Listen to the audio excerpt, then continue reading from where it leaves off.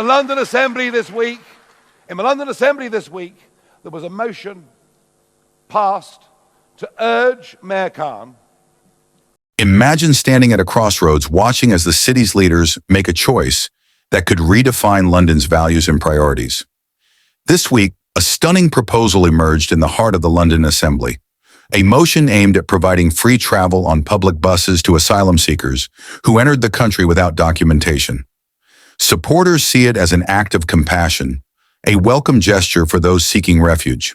But to others, this is not just about free rides. It's a breach of trust, a step too far, a decision that could shake the foundation of Britain's immigration policies. Leading the charge against it, Nigel Farage has voiced a powerful dissent. To him, this is an insult to the hard-working taxpayers who follow the rules, a misguided choice that could leave London exposed to greater risks. As the debate rages on, one thing is clear: this decision will not pass quietly. The question now is, has London's leadership taken a step too far? And what does this mean for the future of British politics and border control? Before you go, if you're passionate about understanding the real story behind British politics, you're in the right place. This channel is dedicated to bringing you in-depth, straightforward analysis that cuts through the noise and keeps you in the know. By subscribing, you won't miss any updates on the biggest issues affecting the UK today. Join our growing community of informed viewers. Just hit that subscribe button, turn on notifications, and be the first to catch all our latest content. Let's dive into these crucial topics together. This week's London Assembly session opened with a controversial agenda that has stirred political divides across the city. The motion presented was simple in its premise, but powerful in its implications. Provide free travel on London's public buses to asylum seekers, specifically those who have arrived without documentation. The Liberal Democrats, Labour Party, and the Greens rallied behind the proposal, framing it as a humanitarian necessity. With costs of living rising and inflation tightening household budgets, supporters argue that free transport could offer a critical lifeline to those who fled their homelands in search of safety and stability. Proponents insist that this is about fairness and compassion, about showing solidarity with those who are starting anew in difficult circumstances.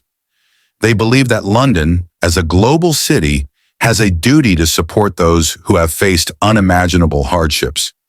They argue that by providing this service, London is not only helping vulnerable individuals, but also setting a standard of empathy and inclusiveness. But not everyone is convinced. The opposition contends that while the sentiment may be noble, the policy itself is a slippery slope, one that risks opening the floodgates to more unregulated immigration and straining the resources that Londoners rely on daily. Nigel Farage has never been one to shy away from speaking his mind, and this week was no different. For him, this proposal is more than just a financial strain. It's an affront to British citizens who have upheld the law and paid their dues. In a fiery response, Farage labeled the motion as a gross misuse of taxpayer funds, an ill-advised decision that signals the wrong message to those entering the country illegally. He argues that if this motion is passed, it's not just a free bus ride we're talking about. It's the start of a precedent that could encourage further illegal entries into the UK. Farage's arguments go beyond the financial. He believes that the proposal represents a broader trend within British politics, a trend where the needs of citizens are deprioritized in favor of policies that, according to him, incentivize illegal immigration. For Farage, this is not about denying aid to those in need.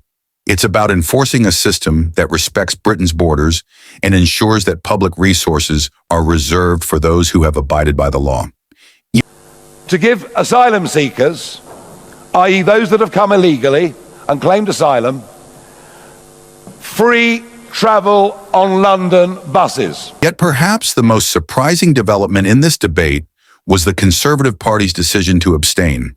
Traditionally known for their stance on controlled immigration and fiscal responsibility, the Conservatives' silence on this issue left many scratching their heads. For Nigel Farage, this was a golden opportunity to highlight what he sees as the Tories' growing complacency and lack of backbone. He accused the Conservatives of bowing to political correctness and abandoning their commitment to their base. In Farage's eyes, the Conservatives' decision to abstain is a telling sign of the party's shift towards a more watered-down, moderate approach, a shift that, he argues, leaves many traditional supporters feeling abandoned. He called their stance a betrayal of values and took the moment to contrast Reform UK's unyielding stance with what he deems the Conservative Party's soft and indecisive attitude. To Farage, the Conservatives have lost their edge, and this abstention is simply another proof of their drift away from true conservative principles. Supported by the Liberal Democrats, the Labour Party, the Greens, For Farage, this motion is not an isolated incident, but a symptom of what he calls Labour's open-door policies on immigration.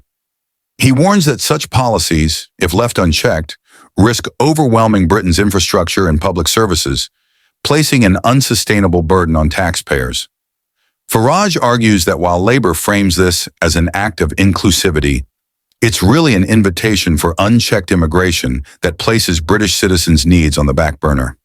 In a sharp critique, Farage suggested that Labour's approach signals to the world that Britain is a soft target, a place where rules are flexible and taxpayer-funded services are open to all, regardless of legal status. the Conservatives abstained, which just about sums up what a wet weekend of a political party the Conservative Party now are. Only Reform voted against that lunacy as bus fares go up right across the country.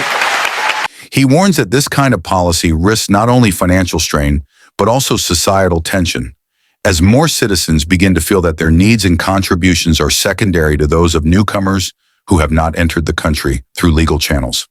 What you think about it, please let me know in comment. Thanks for watching, take care, and goodbye. We'll see you in the next video.